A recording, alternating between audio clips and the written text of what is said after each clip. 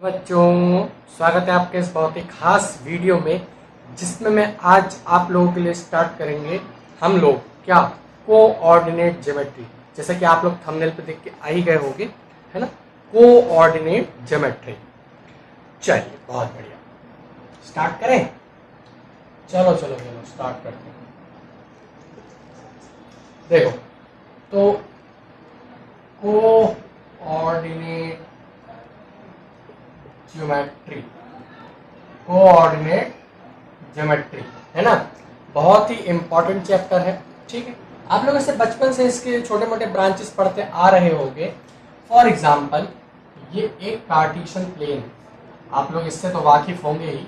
इसे कहते हैं हम लोग वाई एक्सिस, इसे कहते हैं हम लोग एक्स एक्सिस, है ना। इसको वाई एक्सिस, इसको एक्स एक्सिस, ठीक है। ओके, ये एक्स एक्सिस माइनस में भी जाती है, ये माइनस का वाई होता है, ये माइनस का एक्स होता है ना। ये चीज़ तो पता ही होगी, ये सारी चीज़ें बताने की ज़रूरत है नहीं। लेफ्ट साइड में, डाउन साइड में जितना आप लोग जाओगे सारी चीज़ें नेगेटिव होंगी, और राइट साइड में और ऊपर के साइड में जितना भी आप लोग जाओगे वो सारी चीज़ें पॉजिटिव होंगी, है ना।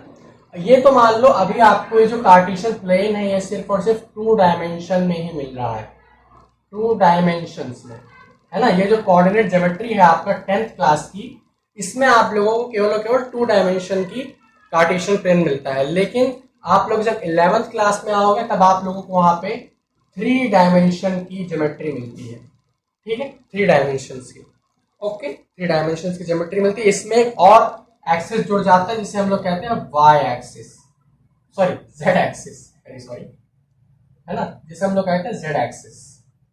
जो थर्ड एक्सिस जुड़ती है यहाँ पे, इसको हम लोग कहते हैं थर्ड एक्सिस। और एग्जांपल अगर इसको हम 3D वे में देखें, 3D वे में देखें तो वैसे तो अगर हम इस थर्ड लाइन को हटा दें फिलहाल के लिए, आपके सिलेबस में अभी सिर्फ और सिर्फ 2 डायमेंशन है ना। 11th क्लास की मैथमेटिक्स में आप लोगों को 3 डायमेंशन की कोऑर्डिनेट ज्योमेट्री मिलेगी, है ना। चलो, तो फिर इस हिसाब से इसके कितने फेजेस हो गए? इसके 1 2 3 और 4, है ना। इसके 4 फेजेस हो गए, ठीक। ये तो बेसिक इंट्रोडक्शन है, जिसको पता है वो स्किप कर दे वीडियो को, है ना। तो हम लोग तो बेसिक से स्टार्ट करेंगे, ठीक है। तो बेसिक इंट्रोडक्शन है, वर्टिकल लाइन को हम लोग कहते हैं वाई एक्सिस, हॉरिजॉन्टल लाइन को हम लोग कहते हैं एक्स एक्सिस। चलो बहुत बढ़िया, तो ये चीज समझ में, ये सब तो आप लोगों को पता ही होंगे, तो सारी बेसिक सी बातें है ना। तो इस इतने प्लेन में जितने भी पॉइंट्स हम कोऑर्डिनेट करते हैं वो दोनों के दोनों पॉजिटिव होते हैं, है ना। इसमें दोनों के दोनों पॉजिटिव होते हैं। इस वाले में एक नेगेटिव होता है और दूसरा वाला पॉजिटिव होता है ना। एक नेगेटिव और एक पॉजिटिव। फिर इस वाले में दोनों के दोनों ही नेगेटिव होते हैं। फिर इस वाले में एक नेगेटिव और एक पॉजिटिव होता है। अब देखो, अब आप लोगों में शायद अगर आप लोग फर्स्ट टाइम पढ़ रहे हो चैप्टर, तो आप लोगों में छोटा सा वो होगा कि जैसे मान लो -3 5 है और 3 -5 है ना। इन दोनों में डिफरेंस आप लोग समझ रहे नहीं, मतलब बहुत बार आप लोग गड़बड़ हो जाती है ना। तो आप लोग सोचोगे कि इसको, इसका साइन मैं इसको दे दूं ऐसे, ठीक है, तो इसको हम लोग कहीं प्लॉट कर सकते हैं, ऐसा नहीं है। अब देखो इसमें अंतर क्या है, अंतर ये है कि इस पॉइंट को कोऑर्डिनेट कैसे करते हैं, एक्स और वाई से, ऐसे कोऑर्डिनेट करते हैं इस पॉइंट को, ठीक है। तो अब इन दोनों पॉइंट्स को आपस में कंपेयर करो, पॉइंट्स को आपस में कंपेयर करोगे तो x की वैल्यू यहाँ से -3 हो जाएगी, y की वैल्यू यहाँ से 5 हो जाएगी। अगर हम लोग इसको कंपेयर करें सिंपल, तो सिंपल कंपेयर करेंगे, गर्मी बहुत है ना, कोई बात नहीं, कल परसों में हमारा अभी जुगाड़ हो जाएगा। चलो ठीक, अगर हम इन दोनों पॉइंट्स को इसको इसके साथ कंपेयर करें तो x की वैल्यू -3, y की वैल्यू 5 हो जाएगी। तो x की वैल्यू -3 x की वैल्यू कहाँ पे होगी? मान लो -1 -2 और -3, तो मान लो यहाँ होगी -3 वैल्यू, है ना। और फिर दूसरा क्या है, y की वैल्यू 5, पॉजिटिव 5 है तो y की वैल्यू 5 यहाँ आ जाएगी। तो आप लोग देख सकते हो ये किस क्वाड्रेंट में आ गया, सेकंड क्वाड्रेंट में। अब दूसरा वाला जब आप लोग कंपेयर करोगे तो ये इसमें आ जाएगा। चाहो तो ट्राई कर लो। देखो बस इतना ध्यान रखो कि x वाला सॉरी फर्स्ट पॉइंट हमेशा x एक्सिस में कोऑर्डिनेट होगा और सेकंड पॉइंट y एक्सिस में, इतना ध्यान रखो बस। फर्स्ट वाला हमेशा x का ही पॉइंट होगा, कभी भी y का पॉइंट नहीं हो सकता, है ना। कि आप लोग यहाँ पे x की वैल्यू को 5 कर दो, y की वैल्यू -3 कर दो, इम्पॉसिबल, ऐसा हो ही नहीं सकता। तो इसका पहला पॉइंट जो होता है वो होता है एक्स का पॉइंट, है ना, और जो दूसरा होता है वो होता है 5। ओके, तो ये था सिंपल सा छोटा सा इंट्रोडक्शन। चलो अब बात करते हैं हमारे मेन टॉपिक पे, जिसके लिए हम लोग यहाँ पे कोऑर्डिनेट ज्योमेट्री पढ़ने आए हैं। बता दें इसे, ऐसे इसमें कुछ नोट करने लायक था नहीं, कुछ भी नोट करने लायक नहीं है इसमें, क्योंकि अभी तो हमने सिर्फ 2 डायमेंशन पढ़ना है ना। 3 डायमेंशन भी पढ़ा देंगे आप लोगों को जब आप लोग 11th में होंगे तो। 3 डायमेंशन 11th क्लास की मैथमेटिक्स भी स्टार्ट करेंगे हम लोग, है ना। फिलहाल नहीं, फिलहाल तो 10th की स्टार्ट करते हैं, खत्म करते पहले 10th की, फिर 11th की करेंगे। चलो तो देखो, मान लो ये फिर से एक कार्टेशियन प्लेन है ना, कार्टेशियन प्लेन, ये वाई एक्सिस और ये एक्स एक्सिस, ठीक, मान लिया। और ये एक पॉइंट मैंने यहां पे माना, है ना। तो इस पॉइंट के कोऑर्डिनेट्स कितने हो जाएंगे, x1 और y1, है ना। इस पॉइंट के कोऑर्डिनेट्स कितने हो जाएंगे, x1 और y1। फिर एक दूसरा पॉइंट मैंने यहां पे माना, ठीक है। तो इस वाले के कोऑर्डिनेट कितने हो जाएंगे, x2 और y2 हो जाएंगे। इसके x1 y1, इसके x2 y2, ठीक। इतनी बात समझ में आई, इसको मिटा दें। अब ये तो समझ गए होगा कैसे प्लॉट करते हैं ग्राफ, पॉइंट्स कैसे प्लॉट करते हैं, इतना तो पता ही होगा, ठीक है। आप 10th में आ गए, इतना तो आपको हो पता ही होना चाहिए कि पॉइंट्स को प्लॉट कैसे करते हैं कार्टेशियन प्लेन पे, है ना। तो ये x1 y1 पॉइंट है, ये x2 y2 पॉइंट है। अब देखो इस पॉइंट को मैं यहां ऐसे बना लूं, ऐसे साइड में, तो ये हो गया x1 y1, ये हो गया x2 और ये हो गया y2। अब मुझे इस पॉइंट की डिस्टेंस चाहिए, इस पॉइंट की डिस्टेंस चाहिए, मतलब इस पॉइंट से इस पॉइंट तक मुझे इसकी डिस्टेंस चाहिए। तो क्या आप लोग मेरे लिए उस डिस्टेंस को फाइंड कर सकते हो, मेरे लिए उस डिस्टेंस को फाइंड कर सकते हो? बिल्कुल कर सकते हैं, बहुत आसान है। देखो इसका एक फॉर्मूला होता है ना, डिस्टेंस फाइंड करने का। मान लो इस पॉइंट को मैंने नाम दे दिया ए और इस पॉइंट को नाम दे दिया मैंने बी, तो यहां लिखते हैं, तो यहां हम लोग लिखते हैं formula to find A B, है ना, formula to find A B, ठीक है। चलिए स्टार्ट करते हैं। ओके, तो formula to find A B क्या होता है हमारे पास, under root x2 minus x1 का square plus y2 minus y1 का square. So this is the formula to find distance between any 2 point in Cartesian plane. क्या बोला मैं? This is the formula to find distance between any 2 points in the Cartesian plane. केवल 2 points में, वो भी Cartesian plane में। क्यों? क्योंकि ये फॉर्मूला सिर्फ और सिर्फ कोऑर्डिनेट्स के लिए लगता है ना, सिर्फ और सिर्फ कोऑर्डिनेट्स के लिए। देखो कोऑर्डिनेट्स की जरूरत आखिर पड़ती क्यों है? अगर आप लोगों ने कभी भी वर्ल्ड मैप पे नजर की हो, वर्ल्ड मैप पे, है ना, तो आप लोगों ने देखा होगा कि उस वर्ल्ड मैप के चारों तरफ कुछ कोऑर्डिनेट्स लिखे होते हैं, कुछ कोऑर्डिनेट्स लिखे होते हैं। किस तरीके से? मान लो 45 डिग्री, 32 मिनट और 36 सेकेंड, इस तरीके से मान लो ये कोई कोऑर्डिनेट लिखा हुआ है।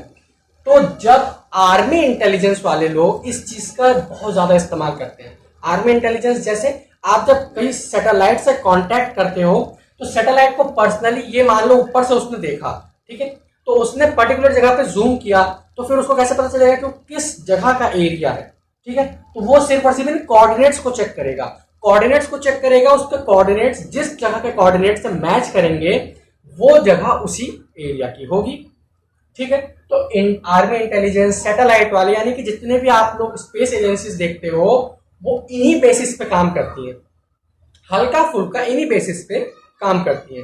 वो कोऑर्डिनेट्स को पता करती है, तो वही कोऑर्डिनेट्स यहाँ पे काम करते हैं, है ना। आप लोग 11th क्लास के, जब आप लोग ट्रिग्नोमेट्री पढ़ोगे 11th क्लास की, है ना, ट्रिग्नोमेट्री, 11th क्लासेस में आप लोग ट्रिग्नोमेट्री पढ़ोगे तब आप लोगों को ये चीज फाइंड करना सिखाई जाएगी, ठीक है। यानी कि डिग्री टू रेडियन और रेडियन टू डिग्री, ये चीज फाइंड करना सिखाई जाएगी आप लोगों को 11th क्लास में।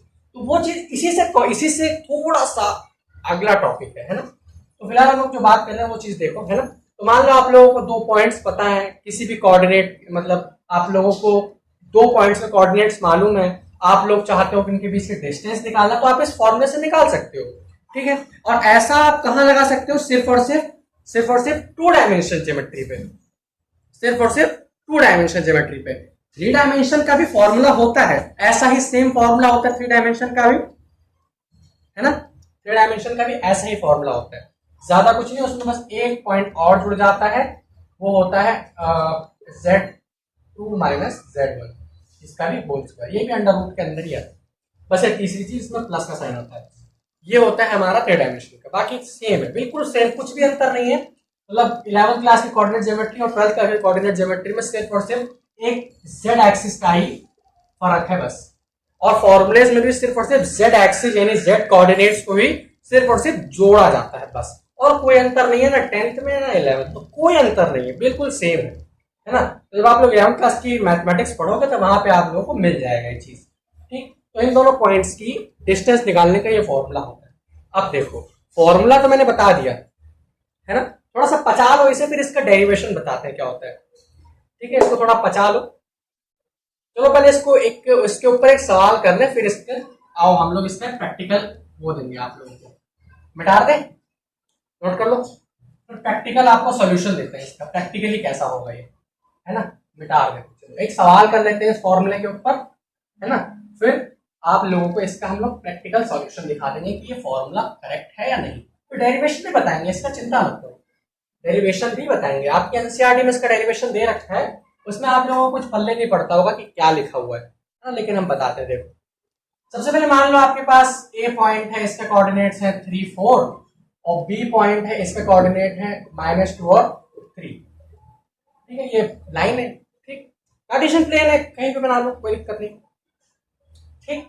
फॉर्मूला लगा दो यार सीधा, कुछ नहीं करना, ये हो गया x1, ये हो गया y1, ये हो गया x2, ये हो गया y2, तो x2 माइनस x1 होता है, तो माइनस का 2 और माइनस का 3 का whole square, plus y2 minus y1 का होता है 3 एंड 3 माइनस 4 का होल स्क्वायर।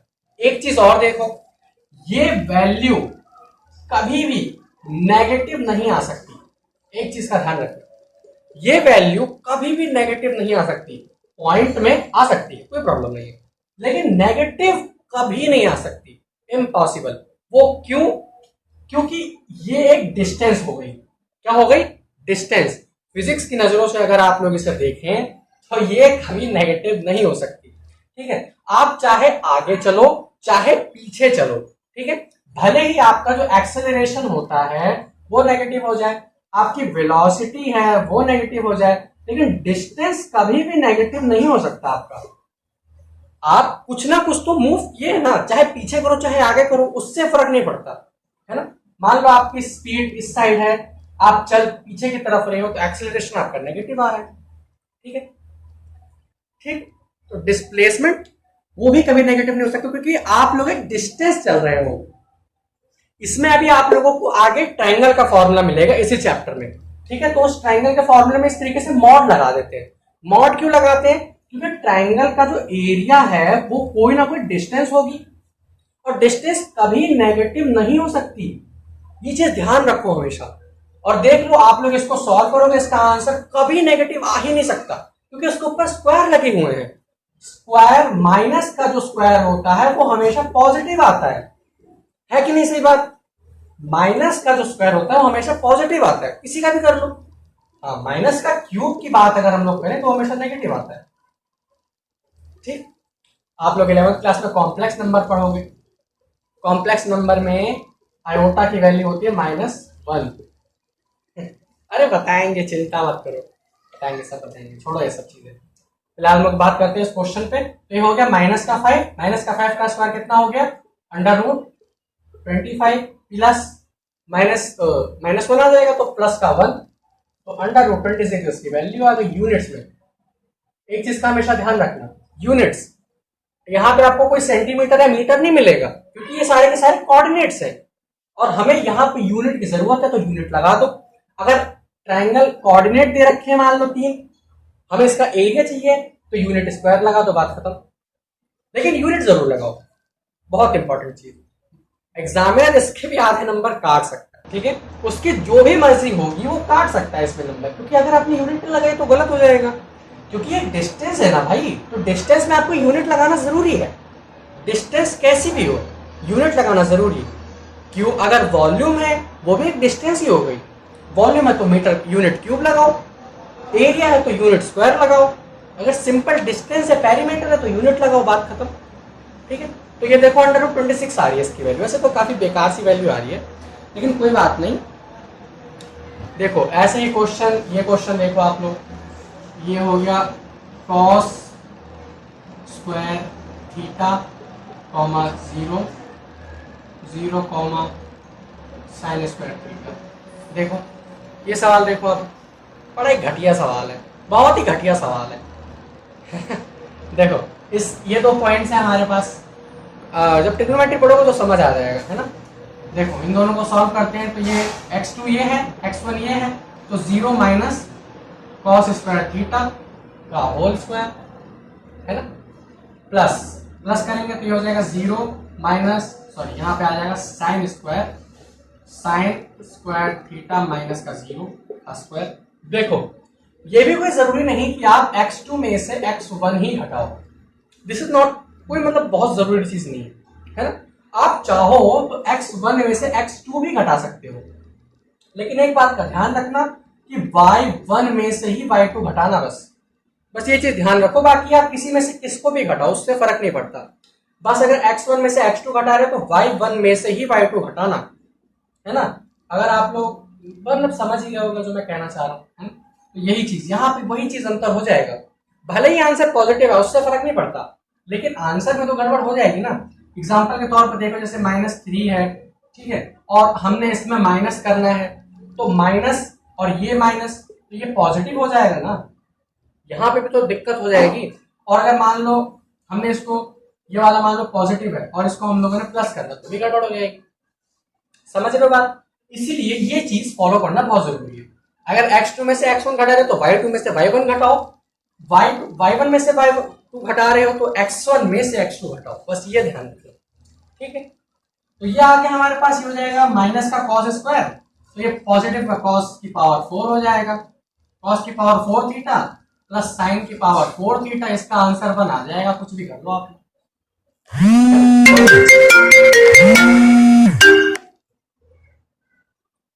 ठीक है, कुछ भी कर लो आप, इसका आंसर 1 ही आना है, ठीक है। चलो बहुत बढ़िया, बात समझ में आई। आओ इसका डेरिवेशन सिखाते हैं, नोट कर लो इसे। इसमें भी क्या नोट करोगे, क्या ही नोट करोगे इसमें, कुछ भी तो समझ आ नहीं रहा, छोड़ो इसे, है ना। चलो आओ इसका डेरिवेशन सिखाते हैं। डेरिवेशन देखना है, डेरिवेशन ये फॉर्मूला कैसे आया, डेरिवेशन, चलो देखें और डेरिवेशन देखते हैं। देखिए यहाँ पे हमारे पास ये कार्टेशियन प्लेन है ना, ये कार्टेशियन प्लेन है, तो इस कार्टेशियन प्लेन पे यहाँ पे मैंने एक पॉइंट ले लिया और यहाँ पे मैंने एक पॉइंट ले लिया, है ना, बात समझ गई। इस पॉइंट को मैं ऐसे जोड़ दूं, कोई दिक्कत, ऐसे पॉइंट को मैंने जोड़ दिया इस तरीके से। अब मैं यहां से ऐसे एक परपेंडिकुलर डालता हूं, है ना, एक परपेंडिकुलर डालते हैं यहां से ऐसे, है ना, ये परपेंडिकुलर डाला हम लोगों ने, तो ये जो पॉइंट यहां से नहीं, वेरी सॉरी, ये जो पॉइंट है इसके कुछ कोऑर्डिनेट्स होंगे जैसे x2 y2, इसके कोऑर्डिनेट होंगे x1 और y1, है ना, ये इसके कोऑर्डिनेट्स हो गए। तो ये वाली वैल्यू देखो, ये इतने डिस्टेंस हो जाएगी x1 और एक कंप्लीट हो जाएगी x2। ये वाली डिस्टेंस कितनी है, ये कंप्लीट डिस्टेंस, ये छोटी सी डिस्टेंस देखोगे तो ये हो जाएगी y1, ये कंप्लीट डिस्टेंस देखोगे तो ये हो जाएगी y2, हो जाएगी। तो ये y2 कंप्लीट डिस्टेंस और छोटी वाली डिस्टेंस है y1, ठीक। यहाँ से सीधा कंप्लीट देखो अगर आप लोग, ये कंप्लीट डिस्टेंस ये हो जाएगी y2 और ये छोटी सी डिस्टेंस y1, ये छोटी सी डिस्टेंस x1 और ये कंप्लीट डिस्टेंस x2। हो जाएगी। कैसे? देखो ये वाला पॉइंट कैसा होगा, किसका पॉइंट होगा ये कंप्लीट यहाँ तक का पॉइंट किसका होगा, ये होगा x1 और y1 का। तो ये वाली डिस्टेंस इसके बराबर है, तो ये वाली डिस्टेंस कितनी हो जाएगी, x1। ये कंप्लीट डिस्टेंस देखो, ये वाली जो x2 है ये कंप्लीट डिस्टेंस, और ये x1 इसका, ये वाली साइड बिल्कुल इसके बराबर है, तो ये y1 है तो ये भी y1 हो जाएगा। ये कंप्लीट डिस्टेंस x1 है इसके बराबर, ठीक है। ये कंप्लीट डिस्टेंस y2 है। देखो इसके जब आप लोग कोऑर्डिनेट्स निकालोगे तो कुछ इस तरीके से बनेगा। जब इस वाले पॉइंट्स का आप लोग कोऑर्डिनेट्स निकालोगे तो इस तरीके से बनेगा। जब आप लोग पॉइंट्स प्लॉट करते हो, जैसे मान लो मैंने ये पॉइंट प्लॉट किया, तो ये वाली जो डिस्टेंस है, ये वाली कंप्लीट डिस्टेंस तो y की हो जाएगी, ये वाली कंप्लीट डिस्टेंस x की हो जाएगी। तो ये इसके बराबर होगा बिल्कुल, यहां तक होगा कि नहीं होगा, वही चीज है यहाँ पे भी बिल्कुल।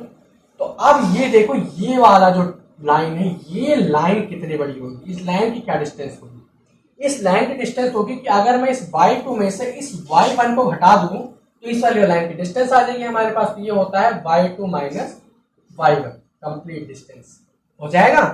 इस वाली डिस्टेंस सिर्फ और सिर्फ यहां से लेकर यहां तक चाहिए। मान लो मैं इसको पॉइंट दे दूं a b और c, हो गया। फिर इस वाली लाइन की डिस्टेंस निकालूंगा तो कितना हो जाएगा, इस वाली लाइन की डिस्टेंस कितना हो जाएगा, x2 माइनस x1, सीधी सी बात है, x2 माइनस x1 हो जाएगा। बात समझ में आ रही है यहाँ पे, ये दो डिस्टेंस हमारे पास आ गई। इस ट्रायंगल को थोड़ा सा साइड में बना लो यहाँ पे, तो ये कुछ इस तरीके से बनेगा।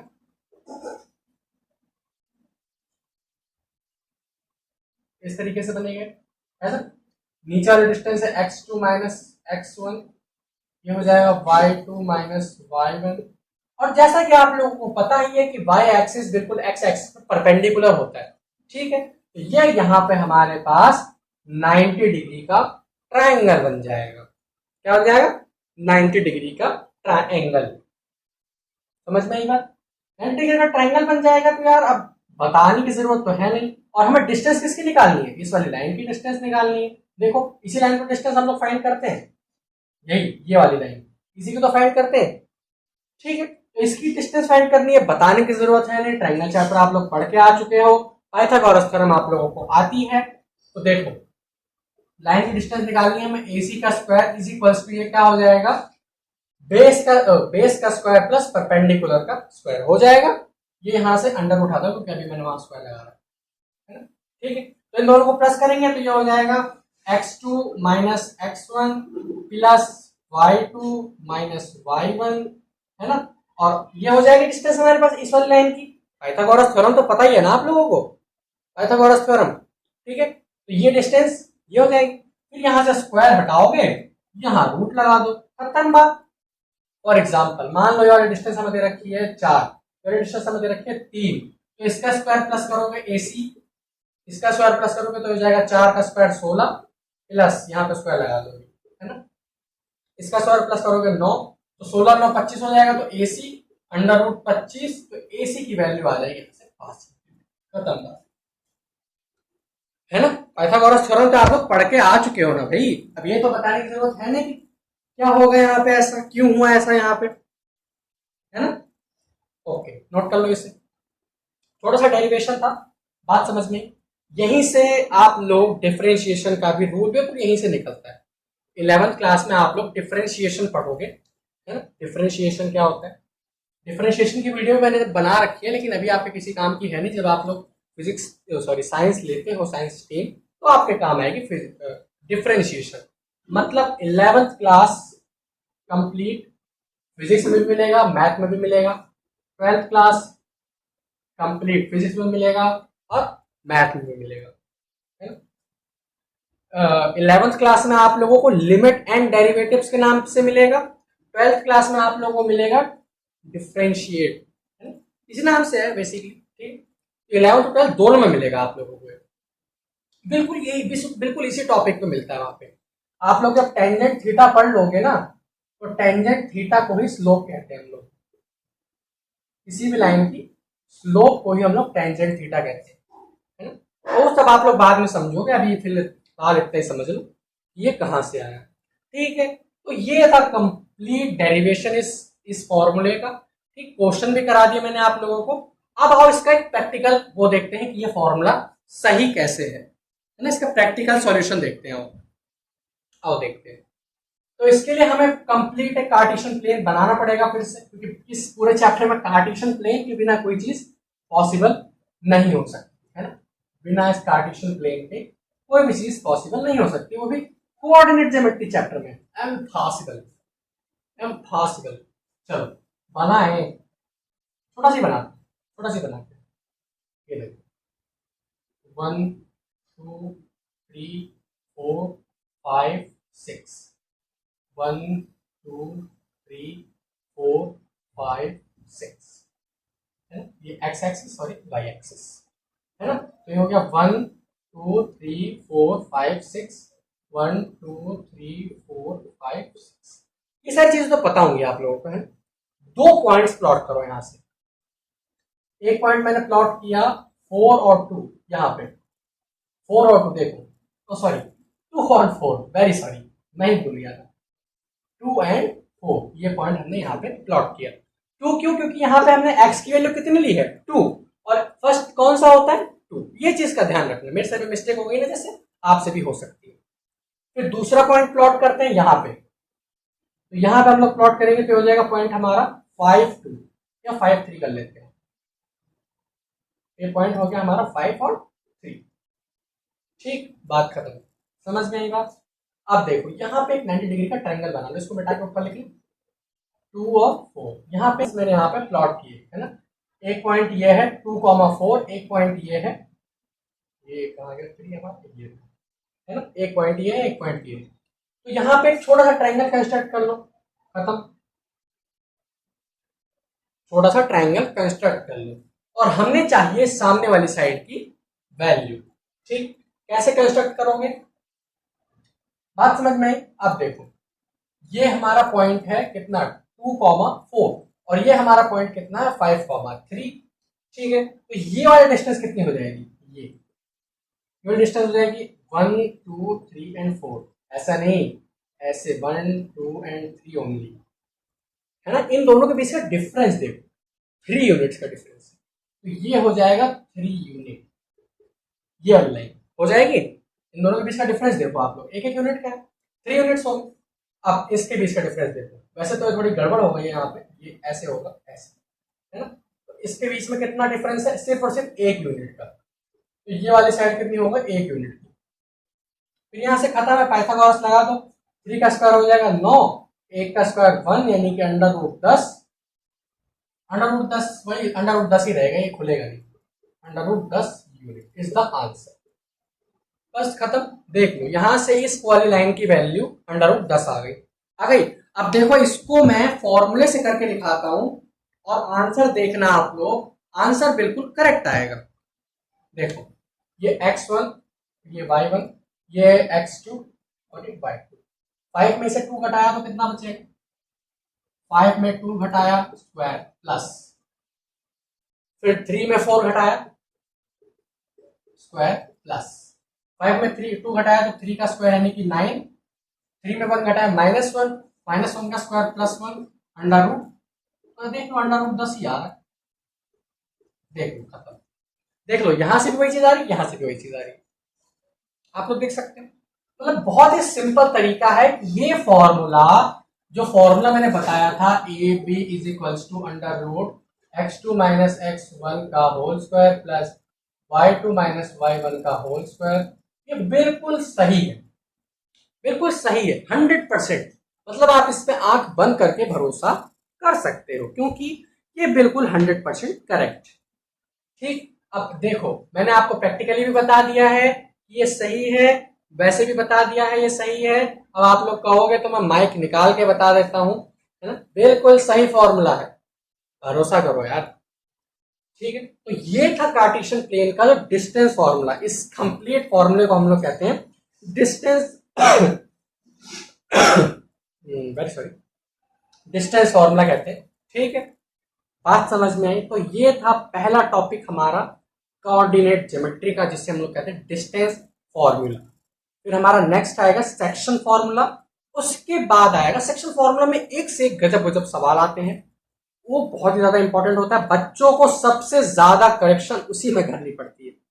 ठीक है, तो उस फॉर्मूले को हम लोग करेंगे अगली वीडियो में। ओके, तो पढ़ाई करते रहिए। All the very best.